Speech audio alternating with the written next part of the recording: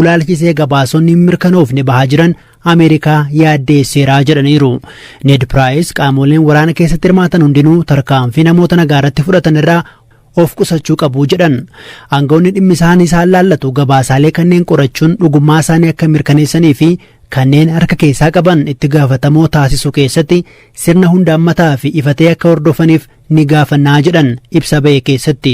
Mootummaan bakkeewwan finciltoonni Tigraay to'atanii turanii fi dhiyoo irraa gadhiisisetti ajjeechaa jumlaa, saamicha, mancaatii fi miidhaawwan salqunnamtii wal qabatan finciltoota Tigraay raawwatu jechuun himateera. TPLF addatti ibsa US fi ibsawwan mootummaan kennaa ture irratti waan dubbate dhibus kana dura himannaa akkana balaaleffataa tureera. Ibsi mootummaa kun gabaasaalee dhaabbilee mirgoonni namoomaa kana dura baasaa turanii wal sima. Waraana kaaba Itoophiyaa tureen qabeenyi guddaan jalaa barbadaa'u Yuunivarsiitii Walloo BBC'tti himeera. Yuunivarsiitiiwwan naannoo Amaaraa argaman keessaa tokko kan ta'ee fi magaalota Dasee fi Kombolchaatti damee kan qabu yuunivarsiitichi qabeenyi biiliyoona 10 ga'u jalaa manca'uu himeera. Lola torban muraasa darban taasifameen waraanni mootummaa magaalota kanaa fi kaan finciltoota Tigraay harkaa deeffateera. Ta'us miidhaan ga'ee guddaa waan ta'eef deeggarsi gama mootummaa yoo taasifame hojiin baruu fi barsiisuu eegaluu danda'a jedhu pirezidaantiin itti aanaa yuunivarsiitichaa Dr. Amaara Matukku. ኦልሞስት ዩኒቨርሲቲው የለም የሚባል ነው የለም ደረጃ ላይ አድርሰዋል akka yaada isaaniitti yuunivarsiiticha sadarkaa hin jiru jedhamurra geessisaniiru. Gamoowwan kolleejjii 2 akkasumas laaboraatooriiwwan haalaan miidhamaniiru. Kan barbadaa'anis kan saamamanis jiru. Yoo mootummaan itti amane carraan dhaabbata barnoota olaanoo kana hojii eegalsiisuu ni jira jedhamee amanama. Badiin guddaa yuunivarsiitii keenyarra finciltoota Tigraayin alatti haleellaa diroonii mootummaanis qaqqabee jira. Gamoon 2 guutummaa guutuutti barbadaa'e. Akkasumas galmi guddaan barattoonni itti eebbifaman akkasumas gamoon bulchiinsa yuunivarsiitichaa manca'aniiru. Farnicharoonni, kompiitaroonni manca'aniiru yookaan saamamaniiru. Badii kana furuun yuunivarsiiticha bakka dur turetti deebisuuf gabaa amma jiruun yoo laalle kan yuunivarsiitii Walloo qofa gara birrii biiliyoona 10 ni ga'a. Finciltootni kaampaasii Kombolchaa buufata leenjii isaanii kaampaasii Dasee immoo buufata ajajni irraa kennamu akkasumas bakka itti wal gahan godhanii turan. የማዘዣ ጣቢያቸውም ፕላስ ስልጠና ቦታ ኮምቦልቻ ካምፓሱን የስልጠና ቦታቸው ነበር ያደረጉት። ፕላስ የደሴ ካምፓሱን ደግሞ የማዘዣ ጣቢያ አድርገው ስብሰባ ቦታም የነበረ ነው ማለት ነው።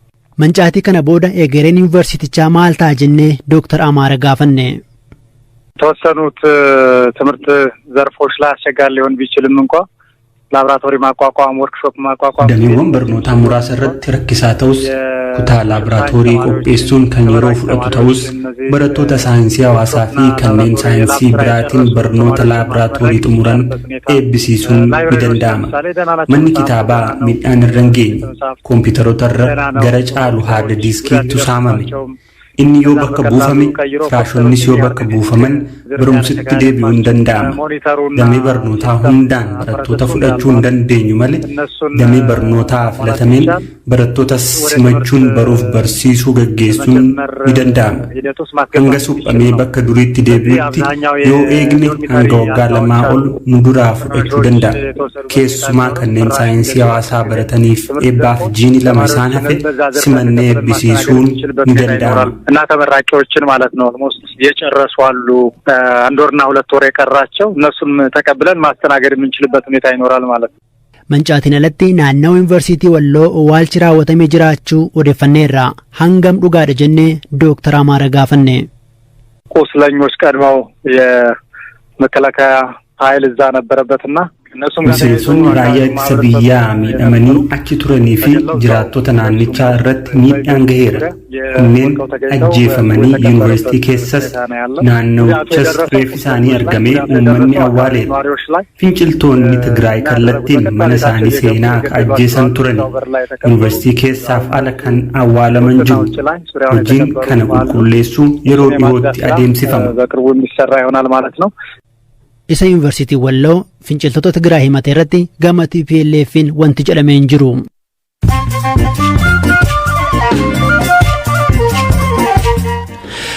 Dhaggeeffattoota keenya sagantaan BBC Afaan Oromoo kallattiidhaan isin bira gahaa jira. Mamooduuwwan gaggabaaboon isinitti himaa. Mootummaan walga'ii addaa manni maree mirgoota namummaa UN waa Itoophiyaa irratti mari'atuuf waame morme.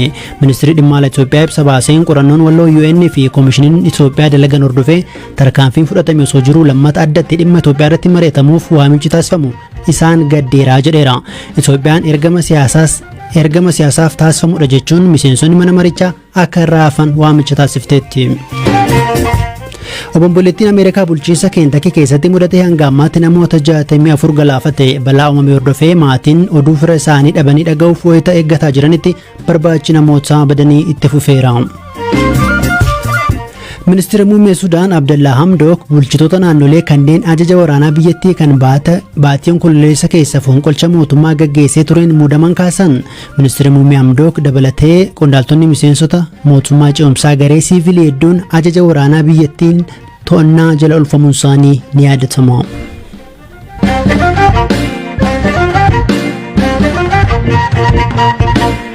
Oduu biraattan ja'a erga mootummaan torban lama dura magaalaa seena qabeettii Laalibalaa to'achuu ibsee booda dilbata kaleessaa finciltoonni TPLF magaalattii to'achuun dhagahame.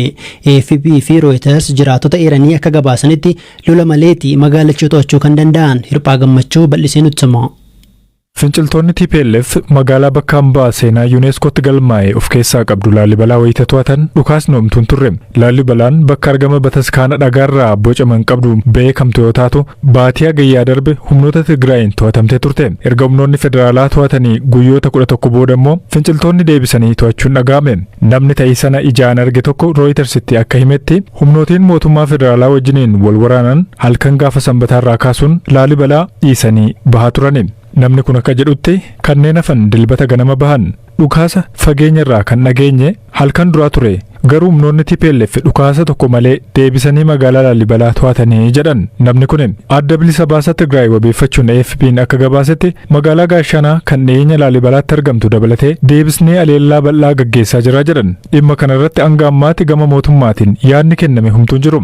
Dubbi himaan TPLF Geetaachoo Raddaa toora tiwutara isaaniitiin humnootiin keenya waan baay'ee gaarii raawwataa jiru jedhan. Garuu sanbata darbe waajjirri ministeera muummee Itoophiyaa Abiyyi Ahmad karaa toora tiwutaraatiin Abiyyi gara adda waraanaatti deebi'uudhaaf fi humnootiin federaalaas daandii gara Maqalee geessu irratti magaalota tarsimoo hedduu to'achuu himee ture. Torban darbe jiraatonni Laalibalaa AFP'n dubbise loltoonni TPLF bakka qulqulluu naannoo Amaaraa keessatti argamu kanaaf eegumsa taasisan illee uummata magaalittiif garuu jireenyi rakkisaa ture jedhan. Finciltoonni irra deebiidhaan nyaataa fi bilbila moobaayilii barbaadu. Akkasumas kuusaa qorichaa hatanii jechuun AFP'n kan gabaase. Jiraataan tokko namoonni baay'een magaalittii gadhiisanii bahaa jiru tarii haaloo bahuu danda'u jechuun waan yaadaniifi jedha. Duraan yoo Tigiroonni ba'an gammachuu keenya ibsannee turre jedhan. Dilbata ministeera muummee Abiyyi erga humnoonni TPLF buufata waraanaa mootummaa federaalaa kan kaaba biyyattii irratti aleellaa raawwatan jedhaniin booda waraana gara naannoo Tigraayitti ergan. Isaan boodas humnoonni federaalaa waraana torbanoota muraasa gaggeessaniin magaalaa Maqalee to'atanii turan. Haa ta'u malee waxabajjii keessa finciltoonni cimuudhaan deebi'anii naannoo Tigraay qabachuun gara naannolee ollaa Amaaraa fi Affaaritti babal'achuu eegalan. Finciltoonni gara magaalaa guddoo Finfinneetti dhiyaachaa dhufuu isaaniitiin biyyoonni akka United Kingdom, Ameerikaa fi kaan hedduus yaaddessuun lammiilee isaanii Itoophiyaa keessaa akka ba'aniif kan gaafatan baatii darbe keessa ture. Erga yeroo sanaatii kaasee waraanni federaalaa magaalota baay'ee daandii gara Finfinneetti geessu irrattis argaman deebisee to'ateera. Waraanni waggaa tokko oliif gaggeeffame rakkoolee namoomaa bal'aa qaqqabsiiseen naannolee Tigraay, Amaaraa, Affaar keessattis namoonni miliyoona 9 ol ta'an midhaan nyaataa saffisaan akka barbaachisu dhaabbanni biyyoota gamtoomanii himeera.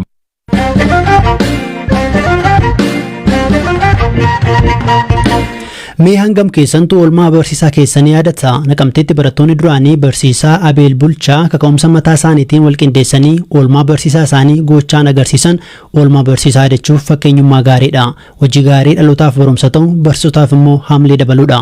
Barattoonni duraanii magaalaa Naqamtee barsiisaa isaaniif konkolaataa birrii 700 ol baastu bitanii kennaniiruu fi kanneen barattoota qindeessan keessaa tokkoo fi yeroo ammaa siivil injiinaringiitiin daandii qilleensa Itoophiyaa keessa kan hojjetu Bizuwaan Tashooma barattoonni 100 irratti hirmaatu BBC'tti hime. Barsiisaa Abeel Bulchaa kan konkolaataa badhaafaman maal jedhu dubbiseera. Ammas isa kana hojjechaa jira. Tumii toba fitee 8ffaa keessa jiraan. Sooromatti dhiyaatan jechuudha reemma? Dhiyaaddeera. Gara barsiisaan hin dulloomuudhaan malee dulloomeedha. Amma umuriin keessan meeqa jechuudha? Amma umuriin koo 58. Tole. Akka dhageenyetti egaa barattoonni keessan duraanii walitti dhufaniiti kan isaan konkolaataa isin badhaasuudhaan kan dhageenye. Konkolaataa akkamiiti wanta akkasii kan eegdanii turtan isin? No, waan akkasii illee konkolaataa isaanii bitanii giichiidha. Bara birii 750 akkas deema. Konkolaaticha jechuun ta'in ijoollee guddistee dhuma isaanii akkasii nama guddaa ta'anii inni kaan dooktar, inni kaan paayileeta, inni kaan injiinar hedduu kan ta'an immoo leksharoota eessaa kaasa Gondar Medical School, Bahar Dar, Adra University, Jimma University, Haromaya iddoo isaan hin jiru. Vooti ditee hojjedhe badhaasaa fituun ta'in bakka nama guddistee lammiin kee iddoo guddaa akka ga'uuf fedhii faawwii keessa koo tureeti. Akka ijoolleen reegasii dandeessuu bakka asirratti amma danda'u hundumaan gargaare. Tole. Kana dura konkolaataa qabdu turtanis? Kanayyuu batanii ta'an kan isaan naafisanii. Yeroo isaan konkolaataa dubtuu qabu miilaan deema. Eessa barsiistu isin? Amma mana tamaarii dhuunfaan hojjedha kanurraa mishinariitii innoveetii fedhu. Boarding innovative academy dhuunfaati kan inni hojjechaa jiru. Magaalaa Finfinnee jechuudha. Egaa miindaan barsiisotaan beekama ammatti garuu booda kana fooyyee qaba gaarii ta'uusaa dhageenya. Kana dura garuu barsiisaan qarshii miindaa argatu ol kaatee konkolaataa bitaa wanneedhaan kun ulfaatu mala. Tarii konkolaataa kana oofaatti jirtu moo oofuuf eeyyama baaftaniittu maalitti jirtu?